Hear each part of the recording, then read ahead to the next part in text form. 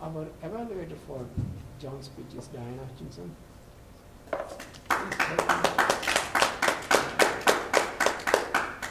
Thank you. I find it interesting to hear icebreaker speeches from people who have been through the manual multiple times. So I think sometimes it's a challenge to figure out, what do you talk about when you feel like people already know you? I thought this was an interesting topic, and I did learn about you, and I learned about your field.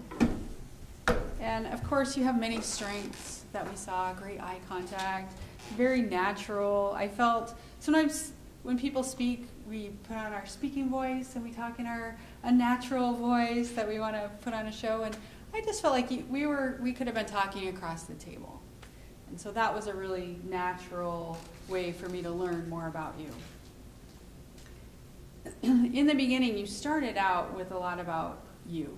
So I learned about your childhood, you playing with the water. I could really imagine you there watching the sticks go down, and you're getting your week off of school. I was wondering a little if that was spring break when everyone else got off, or that was just your extra week that you got off, but that you had this time that you got off and you got involved in it. And then a little bit about your work that you had. I felt like a lot of the talk where you were talking about these dams was interesting. I didn't feel like it was as much of the icebreaker element. Okay. And so it wasn't really bad. I felt like we missed maybe a little opportunity to get to know more about you. Okay. Because you got more into this educational, telling us about dams, which, I wasn't bored. It was interesting. It just, that's the one potential improvement maybe for an icebreaker speech. Okay. A couple other things I noticed with your, one challenge is always when you have so much expertise is bringing something so that we could understand. So you said the reservoir spilled back to back, 2 years, reservoir spilled back to back. And I was thinking maybe that meant that 2 years in a row it went over the top. That was something I kind of had to guess a little what that meant. And then you also talked about the trees. There's all these trees, and it wasn't immediately obvious to me why were the trees a problem. Were their roots going to go through? And so I got a little distracted thinking about what was it about the trees. Okay. So just the assumptions that you make, because it's so obvious to you. All of us in your audience may not be as familiar. Right. And then the one other thing that I noticed, you were talking about the dams, and you said there were 1,400 dams. And that just struck me as, I thought there were going to be like these 14 big dams, the way you emphasized that word. Yeah. And then when you said 100, I thought 1,400, like that's a lot of dams, 1,400. So I just picked up on that as something where you might want to emphasize the 1,400 a little more. Definitely interesting, and let's open it up and see if anyone had any other suggestions for John's icebreaker.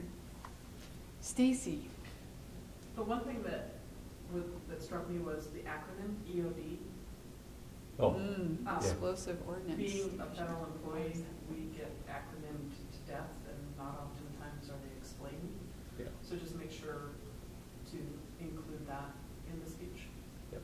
And then the transition with your closing, where you're talking about why we need dams, the purpose of the dams, and then you transition to, I'm happy to be a dam engineer. It just seemed like you were trying to close the educational piece and bring it back to you, but it wasn't really smooth. Okay.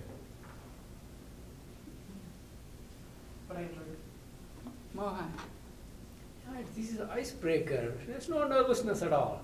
It was good. And the slides are really good. I was behind the podium, so maybe I should have moved the podium away. So this was obstructing the view. And the other one was, there was a dam that was having some cracks at the top in the concrete. So if it ever fills up, it'll fall down or something like that. I don't know whether it got ever fixed. It's not fixed. So I was wondering about that by the time the other two dams are gone. Okay. I wanted to hear the rest of the story. Paula, did you have any comments? I love the way that he smiled and made the eye contact with us throughout, and I love the pictures. It's beautiful country. I didn't understand what riprap was, though. Okay. I don't know what riprap is. What is riprap? It's generally large rocks that they put on there to protect the face of the dam from wave erosion. I see it on the canal, but I didn't realize that was why it was there. So Yeah. I learned something. Thank you. All right, Esther, you have anything? I agree with Diane's comments that I learned more about, I guess it's a branch of civil engineering, Yes. yes, than I did about you, but it was very interesting. It's like, why didn't I do that? I was one of those kids playing with the running water. Yeah. So I thought it was very interesting. I thought it was an amazing coincidence, or maybe you planned it, the way it tied in with the inspirational thought we had this morning, how play led to work that you obviously enjoy. Yes. So, yeah, overall I thought it was very good. And I'm still enjoying it. I got a dam under repair right now. The outlet failed on it. In your Well, own property? No, this is a client of mine. Oh, okay. It is incredibly important. I mean, I grew up in the part of the country where flooding and too much rain were more of a problem. But I mean, Yes. out here, of course, is preserving that water and carefully taking care of it, letting it out a little at a time, Mhm. so on. So it's, it was very enlightening. Thank you. Mhm. John, did you have any comments? Thanks for showing us again how to do an icebreaker and help us get to know you a little bit more. I learned some things about you that I didn't know, and a fun way to start our meeting today. Okay. Thank you.